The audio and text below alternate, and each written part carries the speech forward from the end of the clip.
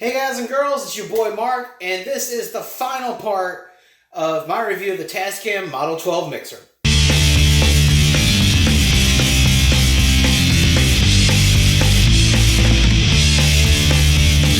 So earlier in the week, I posted the first part of this gear review of the Tascam Model 12, and in that video I covered everything that it does pretty much as a DAW control, surface control for PreSonus Studio 1 version 5. I'll also give you guys a general overview of how all the functions work. So if you guys missed that video, you might want to check that out. I've got a card posted somewhere around here for the prior video because it was a whole lot of words explaining what goes on in this unit, and I ain't trying to do that again. So without further ado, today we're going to check out how the Tascam Model 12 works as a standalone recording unit multi-track recorder. So unlike the experience I had with the Model 12 as a DAW controller or surface control, if you would, I think Tascam, the Model 12, really shines through as a standalone recording unit, multi-track recorder.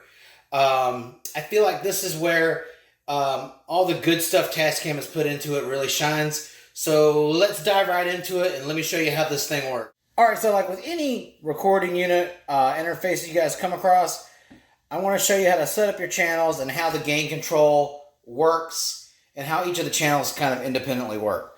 So I've got my trusty Dean 35th Anniversary Flying V plugged in direct with the high Z input on channel 1. Not going to use any of the mic pre's today because it's so late and I'm tired. There's no real point in plugging in an amp. And let's go ahead and get the gain staging set. And the one thing that I will say about this Model 12 is that the mic pre's and the high Z inputs for the instruments are a super huge improvement on Tascam's part. If you guys are familiar with the Porta Studios, like I used to have a DP2 and a DP24, the mic pre's and the high Z inputs, they weren't terrible, but they weren't anything to write home about either. These mic preamps and high Z's are very clear. Unlike with the Porta Studio 24, 32, those series of recorders, these actually have a lot of attack and a good gain structure, and they're a little less heavy on the low mids. So let's go ahead and get this channel set up with some gain. So right now, let me zoom in on this real quick. We're on the live mode. And basically what that means is, like I explained in the last video, on the live mode, you record only one track at a time, and there's no audio playback of what you're doing unless you have the solo button clicked in, which is what I've got right now. So let's take this back from the top since I kind of forgot about that, and let's set up a good gain structure for the first channel. And also notice that all my EQs on this channel are panned at noon, so there's no alteration in my guitar sound at all. All the onboard effects I've just turned off. My compressor for this channel is turned off, and so is the low cut. Also, I'm pushing down the instrument input since I'm not actively using any of the mic pre's. However, there is a 48 volt phantom power on the far right side if you need to use like a condenser mic or something like that. Alright, so let's go ahead and start staging the gain a little bit.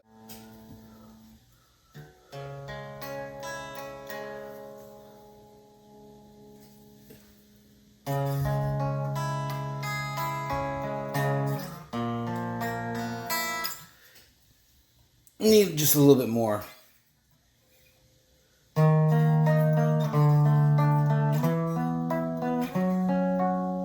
And that is really clear.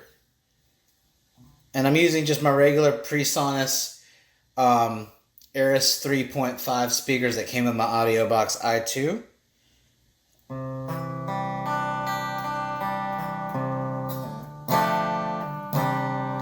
That's a little out of tune, but alright. Alright, now that we got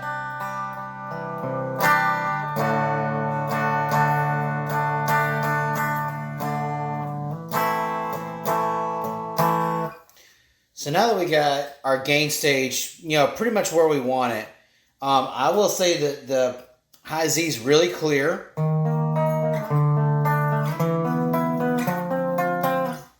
As you can see, there's not a lot of that thick, cloudy low end.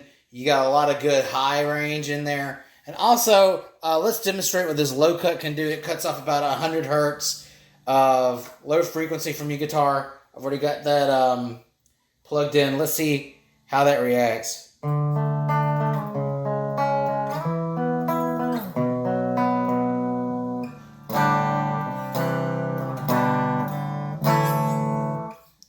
And here it is without it again.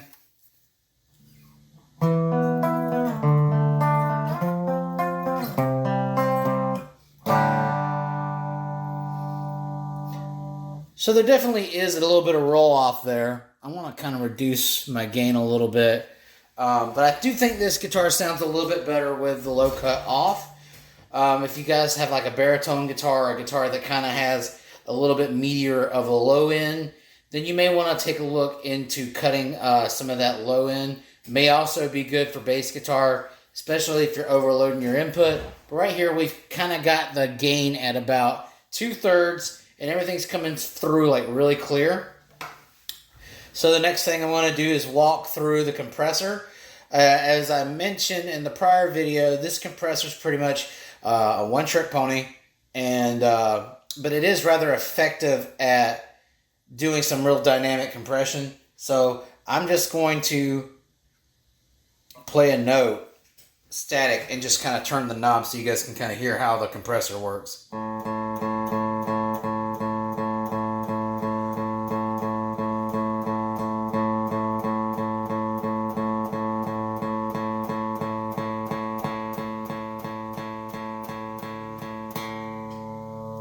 So as you notice, once you get to about dead center, you'll notice the compressor light comes on and it starts kind of clipping your signal. And the more towards the right that you pull that pot towards, you're starting to get a real thin, flat, hammered down sound. Like this is with the compression max. You've almost got no signal.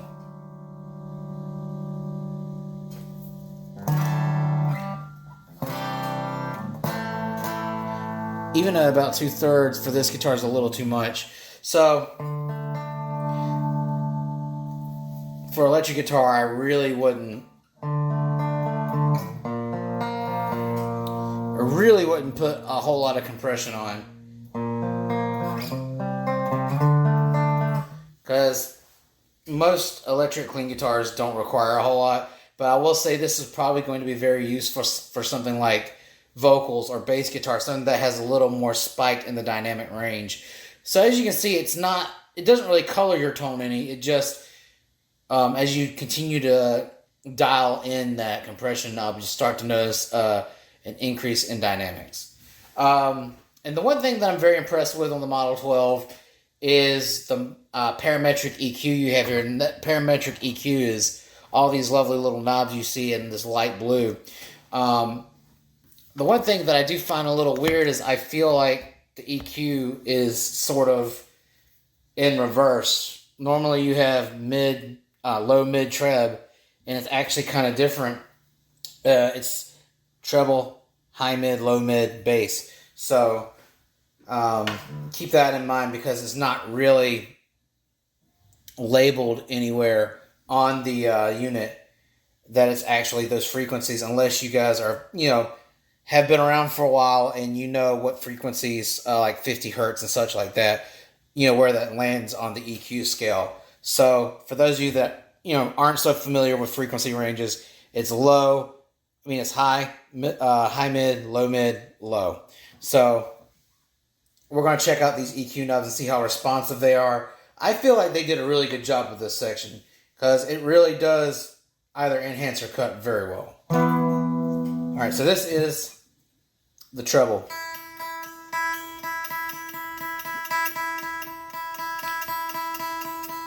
All right, and that's all the way off. And you notice there's a big difference in the way that string sounds.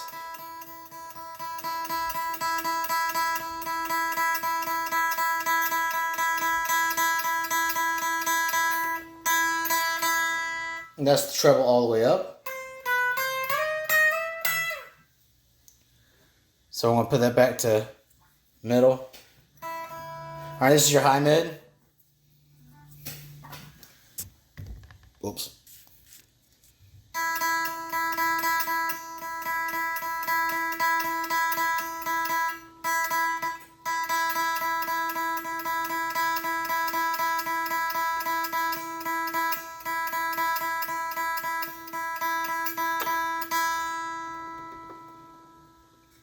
I really didn't notice a whole lot of change with that one.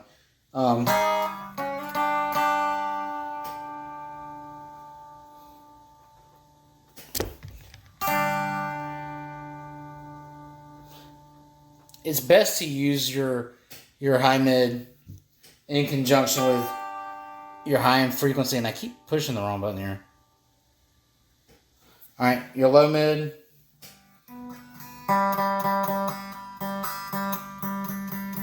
Alright, that is actually super responsive.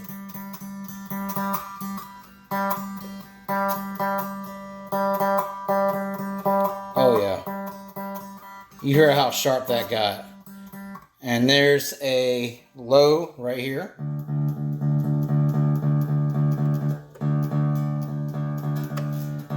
And literally your low end just got cut about in half.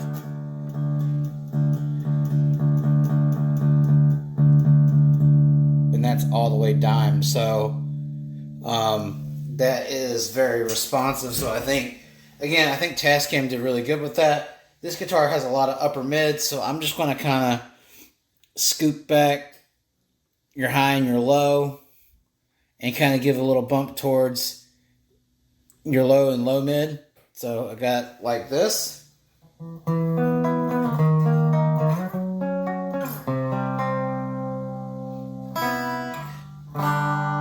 So you got a little bit less fizziness in the high end because I just scrolled back the high mid and the high, and I gave just a slight bump into the low and the low mid. So the next section of knobs here is your auxiliary effects channels. The first input goes out to aux 1, and the aux 2 is your actual effects channel. So I really think Tascam did a really wonderful job of the quality of the effects here. So I'm going to move the camera to your effects screen. Alright. So in order to access your effects here, you just got to hit select. Alright, so this is your effects panel. As you can see, on the Model 12, you have 16 different studio effects, ranging from 2 different kinds of hall reverbs. You also have delays, chorus, flanger, and then of course some combination effects. I already have my effects screen pulled up. Alright, so I've already got Hall 1 selected. That's the first effect that you're going to see. And I've got my individual tracks with their effects channels on noon. So this is Hall Reverb number 1.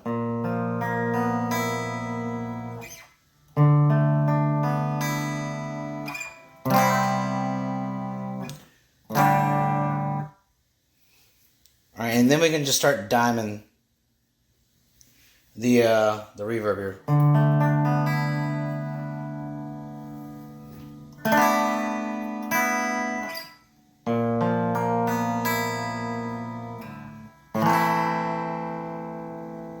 And it's got kind of an eerie sort of ambience to it.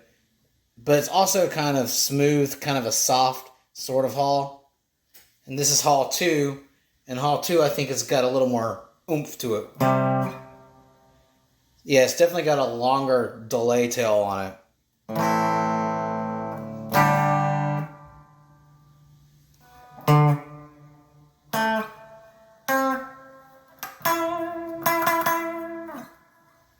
So yeah, you can definitely hear that it's more of an exaggerated type of hall reverb. And I really like that. That's actually quite dramatic. And again, that's actually a lot better than I thought I was going to get out of this unit. Because in the older units that I had from Tascam, the reverbs and such were just kind of, you could kind of hear that they were budget based. This has actually kind of got more of a depth and clarity of tone. So let's go to a room reverb. And of course there's 2 of those as well. This is room reverb number 1.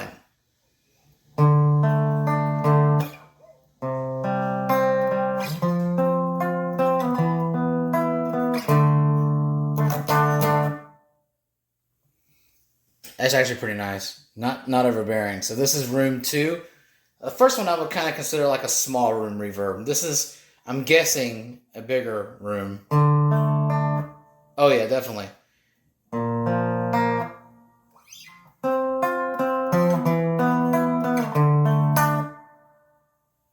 Again, this is surprisingly clear.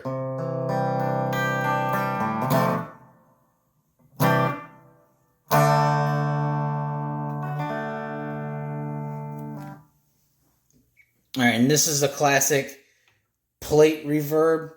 Something that you would know. Actually, this is a studio reverb. I kind of got ahead of myself here. So this should be kind of subtle.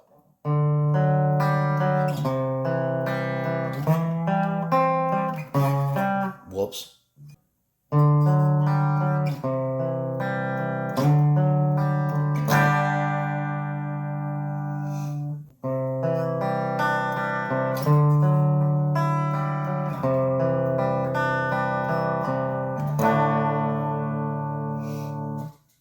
It's actually quite nice. I don't think it's quite as good as the plate reverb that you would get off of a tube amp, but it's actually quite good. This is a studio reverb.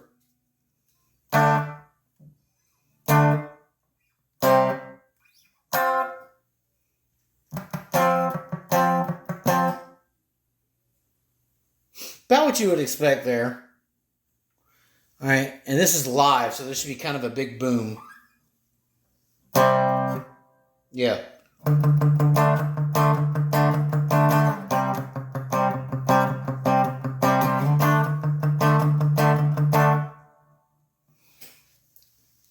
Alright, and this is delay 1.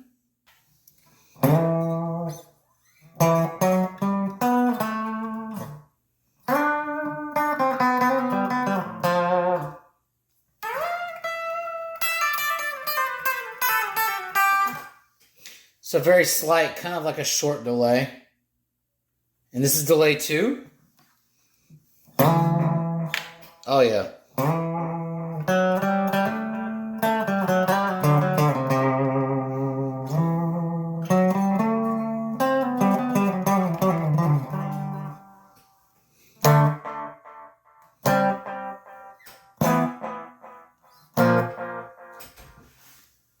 So again, that is really, really awesome. Kind of something that you would expect out of a pedal. So good job, Tascam. And this is a ping pong delay.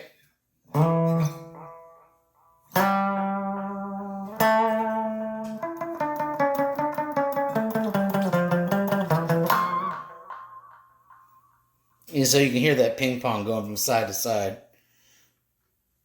Alright, and this is one I'm really in love with right here. This is a chorus, and I'm a big fool for chorus. This is actually a really good one.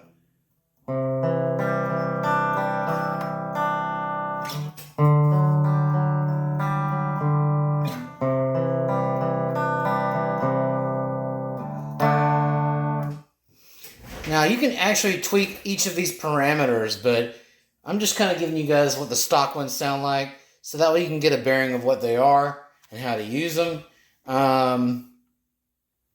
And this is a flanger.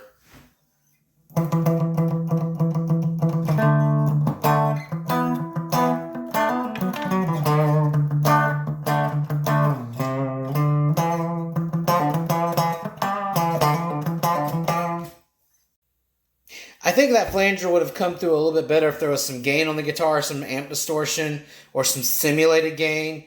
And that's the one thing that I'm kind of taking issue to here in the effects section, because in the old Porta Studios, like the Porta Studio 24, the DP8, the DP2, they kind of had some sort of budget-friendly, budget-sounding amp sims. Like there was like a Brit 800 that was kind of like a Marshall JCM 800. There was a couple of lead settings, stuff like that. Nothing to write home about. They were kind of cheesy, but you know, if you're kind of looking to scribble something out on your guitar, you kind of had a little bit to work with, and there's none of that on this unit.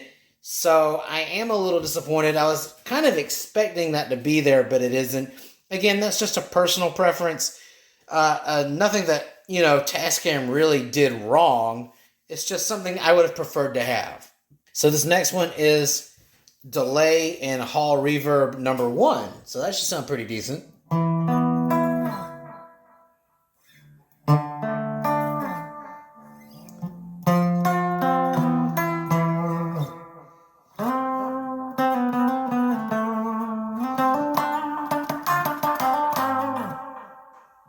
That does sound really good. This is delay 2 and hall reverb 2.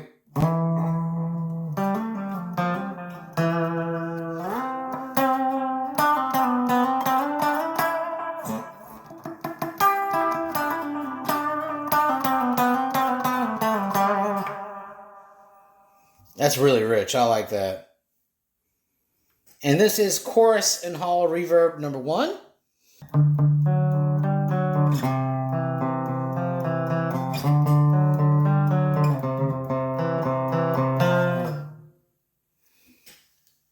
That one, I think, leaves a little bit to be desired. And this is chorus and hall reverb number 2.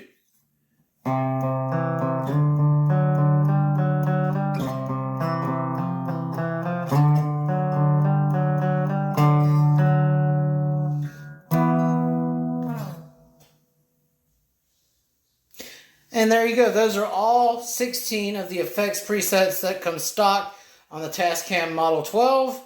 Again, I think Tascam did a really good job being really in-depth with their effects and how they sound.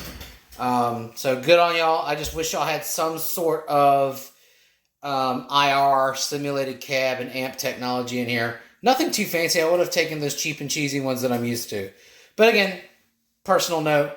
But I really do think those hall reverbs and those delays sounded really, really, really good. All right, so now we're going to try to record a little something. This, again, is on the live setting. So we've got our gain staged. I'll probably roll it back a second because I saw the overload light shine red once. So basically, it's self-explanatory like you would do with anything else. You just hit the record button. The arm record right here. So now it's flashing red. I'm not going to be using any clicks or anything like that. However, you can control a click and set a click. It's all in the menu. I'm just going to record something real quick just to kind of show you guys what I'm talking about here.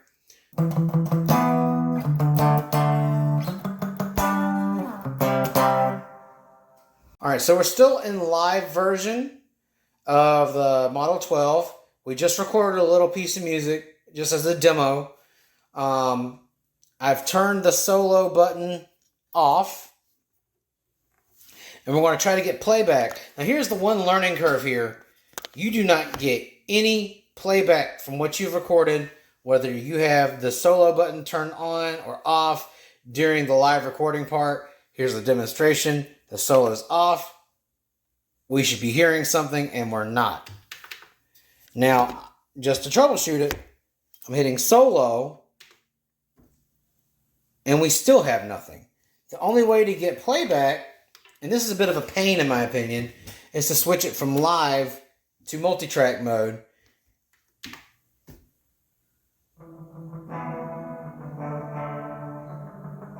And now you get playback. And I did not realize how out of tune my guitar was when I played that. But y'all do now. So if you want to record track by track, like I just did, you go to live mode, you set your click, you start recording, and then you hit multi-track recorder to hear your playback, and then you can start adding other tracks in multi-track recording. If you want to do a second guitar, if you want to try to lay drums to your scratch track, that's where you do it. Now, you can also record in multi-track recorder mode as well, and you can hear your playback. So it all works the same. The only difference is you get no playback on live. And I think that's a little inconvenient. So it is a bit of a learning curve there. I'm used to plugging and playing and being able to play back after I record. You can't do that on the single channel mode. Don't know why, but that's how they designed it. That's one of the things I kind of take issue here with. All right, now that we know how to arm tracks and, do recording on the Model 12, let's go to another part that is a little more complicated than it should be, and that's mixing. And for this demonstration, I've got a song. Well, it's not really a song, but it's a little piece of music that I've recorded to kind of demonstrate this part of the unit. Now, for the longest time, I could not get my tracks to mix. And it was really, really agitating because I had recorded in multi-track and then live. I had 2 different guitar parts and everything was panned center. So this is what I'm talking about right here.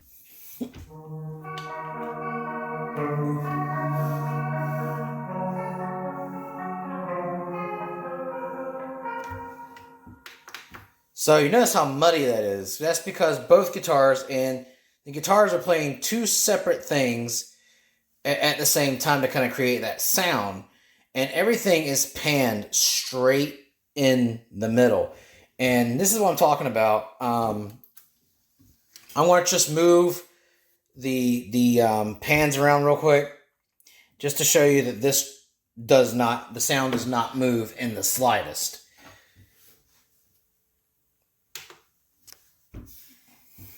I'm going to mute. And I just hit mute on the second track and both guitar tracks are playing. So the mute's not working. The pans aren't working. Everything is staying in the center. I do not know how to mix my tracks. Now, this again is something I'm not used to, and I think Tascam kind of overcomplicated it. So in order to mix your tracks that you just recorded, it's not, pardon my camera work, it's not a straightaway process like you would expect or like you would think. Yeah, so there's more steps. There's more. But wait, there's more. So you actually have to change your settings in your menu in order to mix. A lot of people will tell you turn off your PFL, APL lights and you should be able to do it. No, you have to go into your menu. All right, and when you're in your menu, scroll down to Mixer. All right, so let's go to the menu here. And I've, rated the forums online to see, just why aren't my tracks mixing? So a lot of people will tell you to turn off your PFL light by pressing down, make sure your PFL meter's off, because there's like a knob here that says PFL, AFL master. They say turn that off. They'll also tell you to turn off anything with AFL on it as well. And then you'll be able to mix. I'm telling you now that is not true. You have to go into the menu as well. Go to Mixer. All right, y'all see that? Go to Mixer. Scroll down to Solo mode. Yep, and this is PFL. You're going to need to go to In Place Solo. So let's hit that. Now what that does is it mutes almost every track but 2. So I only have 2 tracks for this recording. So I'm going to solo out those 2 tracks and leave everything else as you see it. Now let's try to mix our songs. Our tracks rather. So it's going to be the same song. Let's hit play.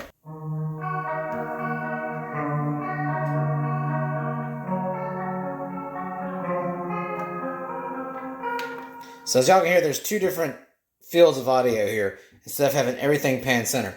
So let me mute track 2 and let's see if we got any fader movement, whereas before we didn't have any.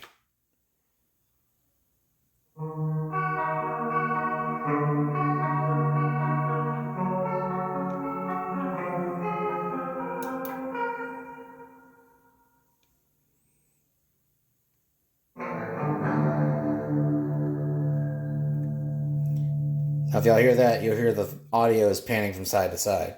So that's how you mix on the Model 12. It's a bit overcomplicated.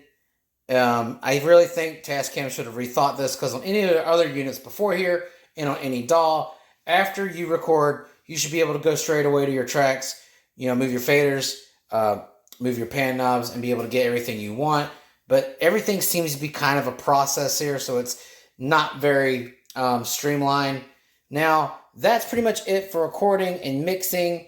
After you've mixed your tracks, you can produce everything here on board, or you can choose an option from your menu screen to send your audio to a DAW for mixing, mastering, and the such.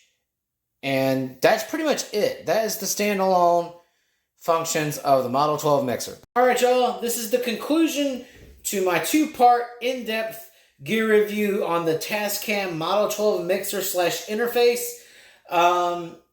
In closing, I feel that the Tascam Model 12 is better suited and has more merit as a standalone unit, a multi-track recorder, than an integrated piece of software for a DAW system. However, I do feel, even in standalone, this could be a little more user-friendly. Your basic workflow, in my opinion, is a bit more complicated than it needs to be. I feel like Tascam added micromanagement to each part of the processes here. There's sub-processes for mixing, sub-processes for recording, sub-processes for playback. I feel like it needed to add that simple user interface that like the Tascam DP24 had, where it's just simple. You plug, you play, you still have all these great effects. You still have everything you need to produce a great recording, but with half the work. Like even in Studio One, the workflow is just intuitive. And for a guy like me that doesn't have, a whole lot of time to learn extra processes to get, the same job done, it's not really that effective of a unit. But I guess if you guys have more experience with fleshed out units, this would be, I guess, more natural for y'all.